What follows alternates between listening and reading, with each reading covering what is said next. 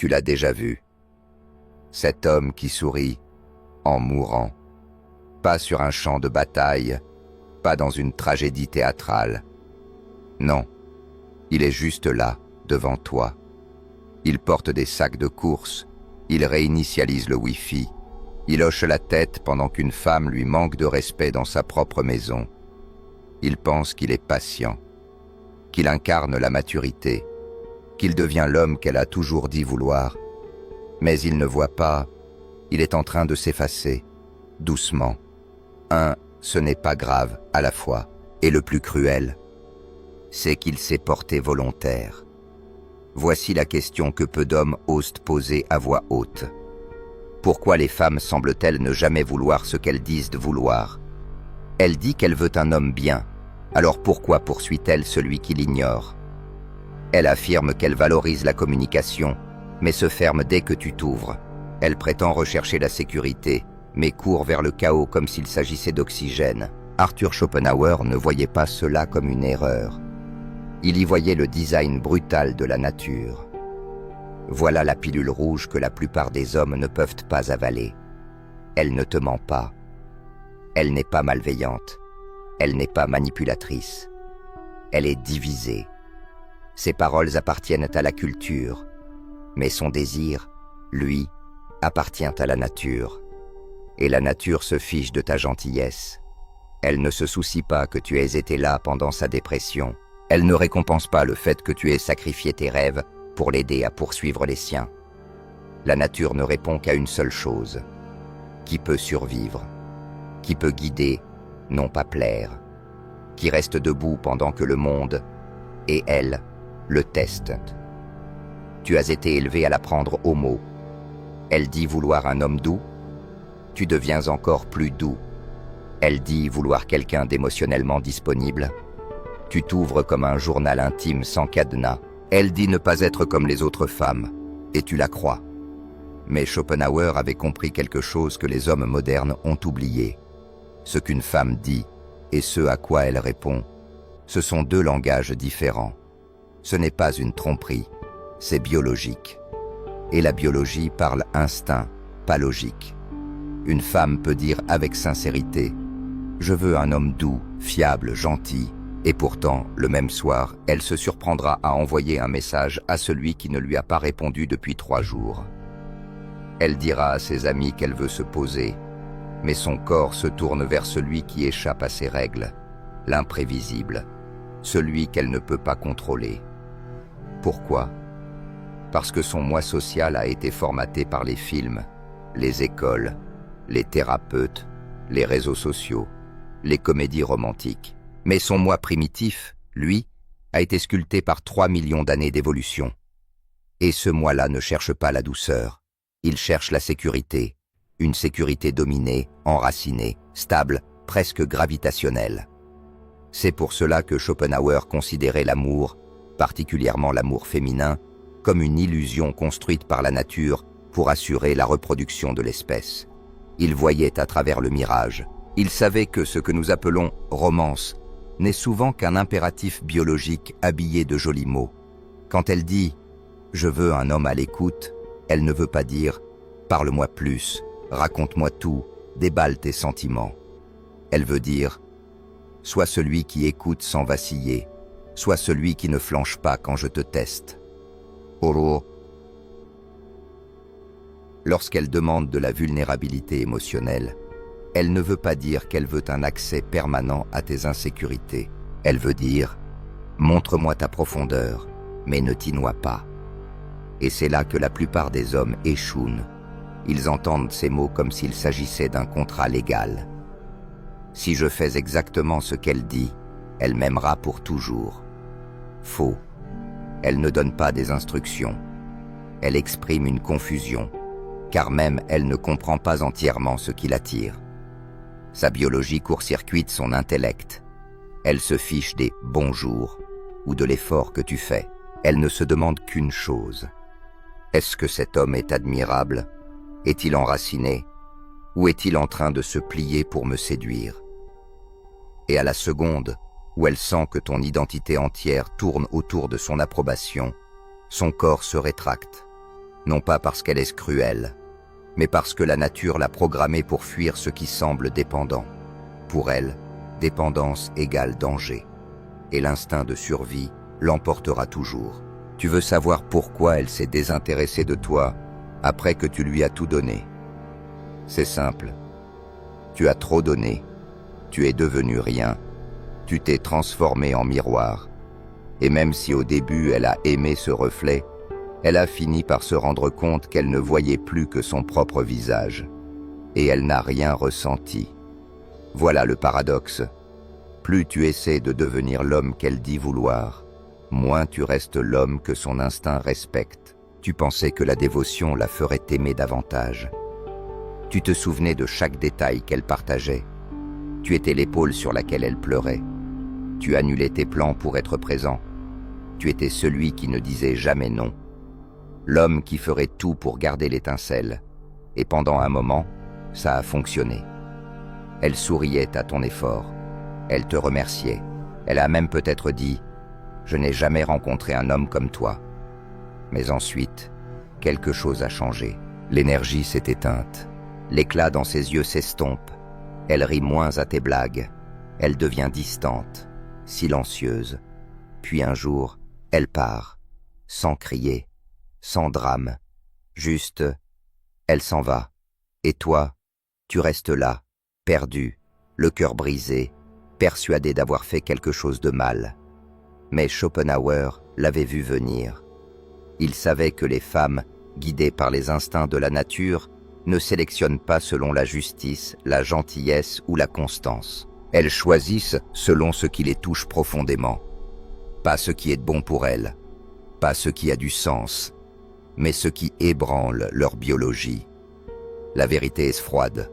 C'est ta dévotion, celle-là même que tu pensais être ta force, qui a détruit la polarité qui la maintenait attirée.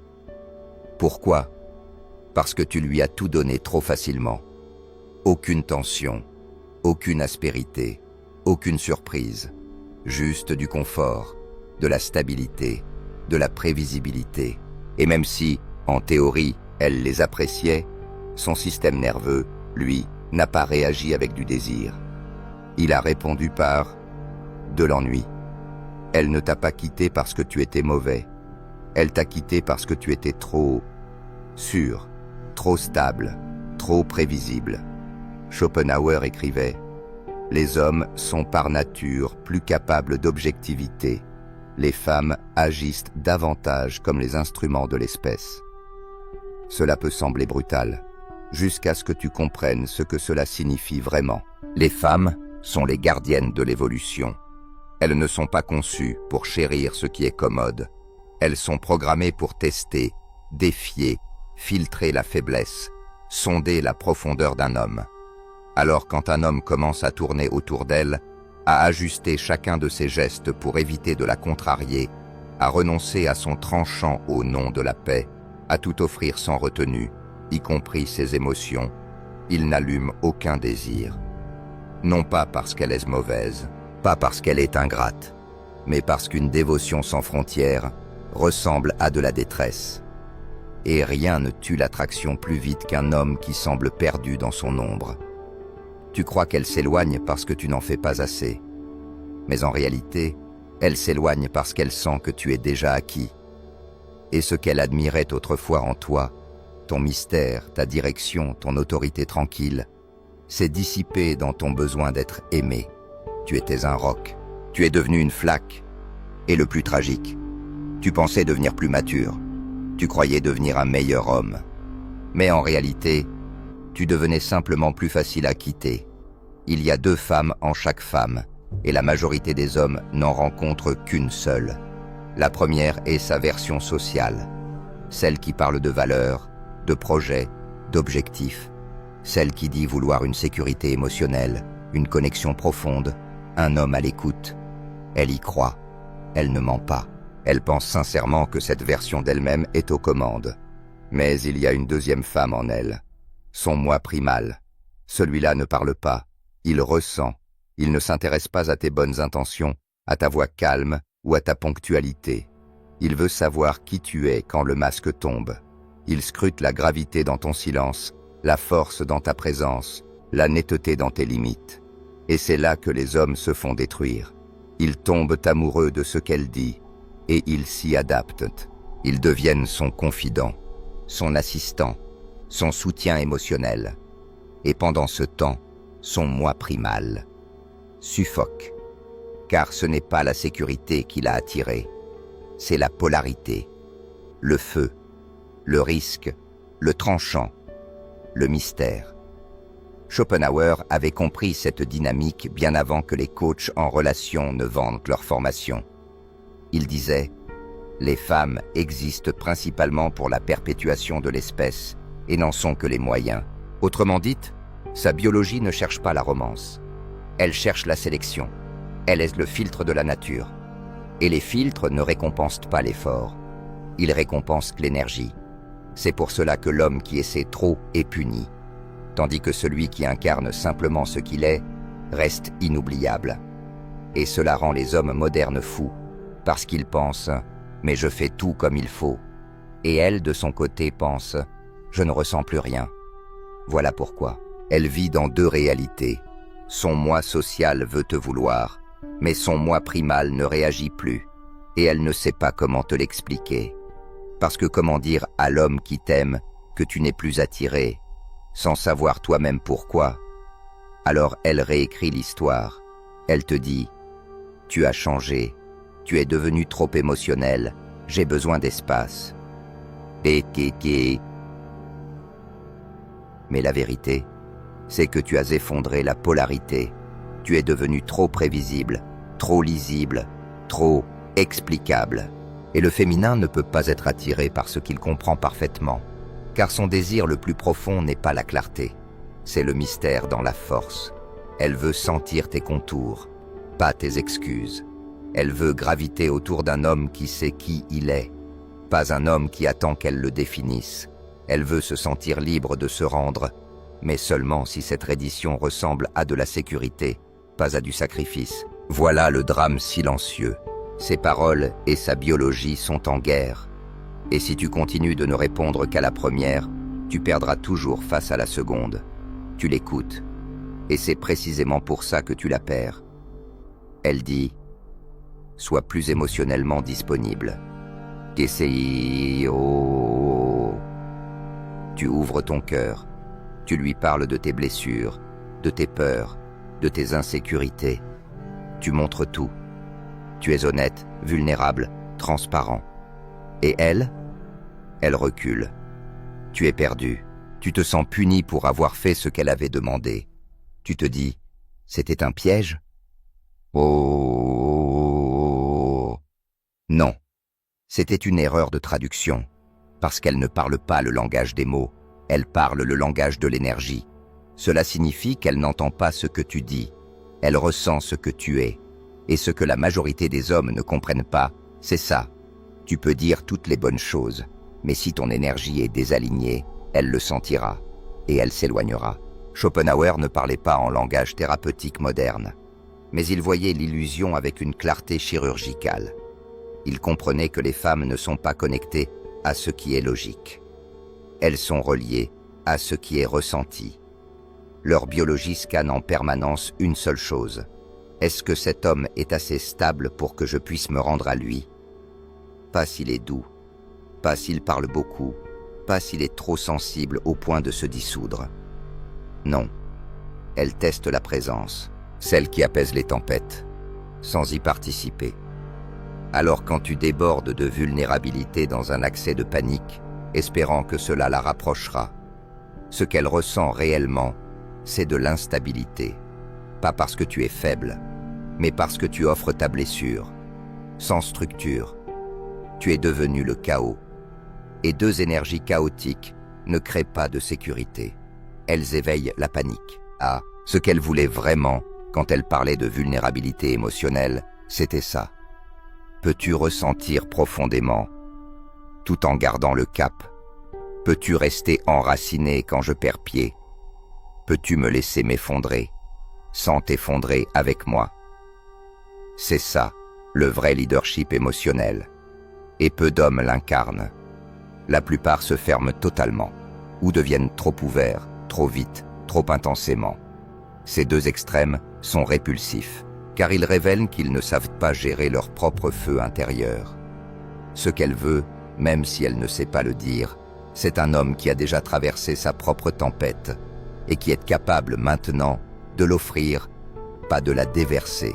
Un homme qui peut être vulnérable non pas parce qu'il se brise, mais parce qu'il est assez solide pour partager sans se perdre. Elle ne veut pas être ton béquille émotionnelle. Elle veut s'abandonner à ta force. Elle veut admirer ton calme sous pression. Elle veut sentir ta stabilité quand son monde à elle s'effondre.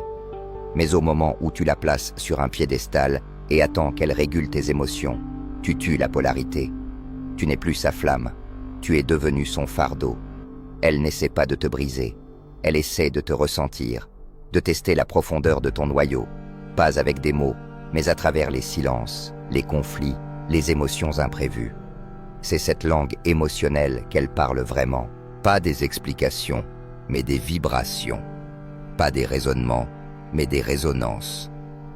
Et si tu ne sais pas les entendre, tu ne toucheras jamais son âme, peu importe ce que tu dis. Elle t'a dit que tu étais tout ce qu'elle avait toujours voulu. Tu l'as cru. Alors tu as tout donné. Ton temps, ta loyauté, ton cœur. Tu as travaillé chaque jour pour prouver que tu méritais son amour. Et puis, sans prévenir, elle est partie. Pas dans un orage, pas dans une trahison spectaculaire. Non, elle s'est éteinte. Comme une flamme qui cesse simplement de brûler. Tu t'es demandé, qu'ai-je fait de mal ? Mais la réponse ne se trouvait pas dans ce que tu as fait. Elle se trouvait dans ce que tu es devenu.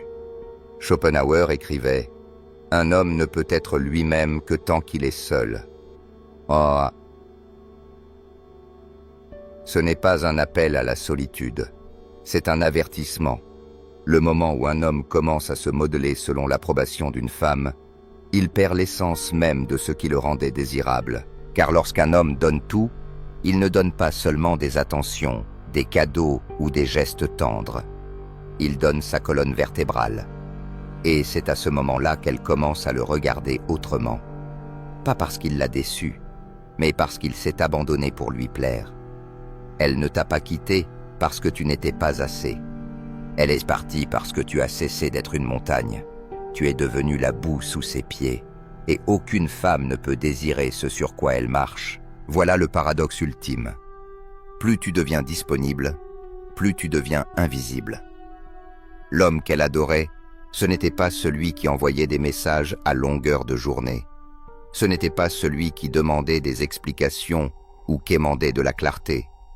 Ce n'était pas celui qui se justifiait, qui compensait, qui donnait encore et encore en espérant être choisi. Non, l'homme qui la faisait fondre était centré. Son énergie avait une gravité naturelle. Il n'avait pas besoin de son amour pour être complet. Il l'invitait dans sa vie, mais ne s'y effondrait pas. Et elle le sentait. Elle le sentait dans la façon dont il occupait l'espace, dans ses silences pleins de force, dans son regard qui ne fuyait pas, dans ses décisions prises sans chercher la permission. Il était enraciné dans une mission, pas dans son approbation. Cette énergie-là est enivrante. Mais pour un homme élevé dans l'idée que les gentils gagnent à la fin, elle est aussi terrifiante. Car, soyons honnêtes, tu ne voulais pas la manipuler. Tu voulais gagner son amour par ton effort. Mais l'effort n'est pas la monnaie de l'attraction. C'est la présence qui l'est. Et plus tu faisais d'efforts, plus elle sentait que tu n'étais plus en train de diriger. Tu orbitais. Et c'est à ce moment-là que le respect s'est évaporé. Pas parce que tu n'étais pas assez bon, mais parce que tu étais devenu trop accessible, trop lisible, trop confortable. Et le confort, sans la force, devient de l'ennui. L'ennui devient de la prévisibilité. La prévisibilité devient de l'invisibilité. Alors elle s'est éloignée, pas parce qu'elle ne t'aimait plus, mais parce qu'elle ne te sentait plus. Tu étais devenu son employé émotionnel. Et aucune femme ne reste amoureuse d'un employé. Voilà la tragédie que personne ne dit aux hommes. Donner sans limite, sans ancrage, ne la fait pas tomber plus fort. Ça la fait tomber loin, très loin. Elle ne te le dira jamais, pas directement, pas dans des mots que tu pourras garder comme une boussole, mais dans ses gestes, dans ses silences, dans sa distance. Elle crie intérieurement. Elle réclame un homme qu'elle puisse admirer. Pas un homme qui plie, pas un homme qui mendie, pas un homme qui donne et donne encore dans l'espoir d'être choisi. Elle veut être attirée par toi, pas par devoir, pas par pitié, mais par émerveillement. Et cela n'arrive que quand tu arrêtes de demander qui tu dois devenir pour elle, et que tu commences enfin à décider qui tu es pour toi-même. Schopenhauer disait « Un homme qui n'est pas maître de lui-même n'est apte à diriger rien du tout, et surtout pas le cœur d'une femme. » Tu n'étais pas censé être son oreiller émotionnel, tu étais censé être son ancrage, son repère de ce qu'est la force. Si tu passes ton temps à réparer, à t'expliquer, à gagner son amour, tu as déjà perdu la polarité, tu as troqué l'admiration pour l'accès, tu es devenu connu, et ce qui est complètement connu ne peut plus jamais être mystérieux, et sans mystère, il n'y a plus de magnétisme. Alors arrête de tenter d'être l'homme qu'elle te décrit, et deviens celui qui n'a pas besoin d'être guidé. Conduis, décide, crée ton code, vis selon lui, et laisse-la graviter autour de quelque chose de réel. Car la vérité, c'est que lorsque tu entres pleinement dans ta souveraineté, elle le sent. Avant que tu parles, avant que tu bouges, avant même que tu la touches, elle le ressent dans ton être. C'est cela qu'elle respecte. C'est cela qui rallume son admiration. C'est cela qui la fait revenir. Pas parce qu'elle te possède, mais parce qu'elle te fait confiance. Et si tu t'es perdu à essayer de la retenir, il est temps de revenir dans ton propre feu. Tu n'as jamais eu besoin d'être parfait. Tu avais seulement besoin d'être vrai, d'être solide, d'être centré, d'être un homme qui ne cherche pas à plaire, mais qui s'incarne pleinement. Car un homme qui incarne son être fait se taire toutes les insécurités autour de lui. Elle veut s'abandonner, mais pas à un homme qui demande à être validé. Elle veut s'abandonner à un homme qu'elle ne peut pas ignorer, à un homme qui inspire, qui élève, qui ancre, un homme qui n'a jamais cessé d'être lui-même.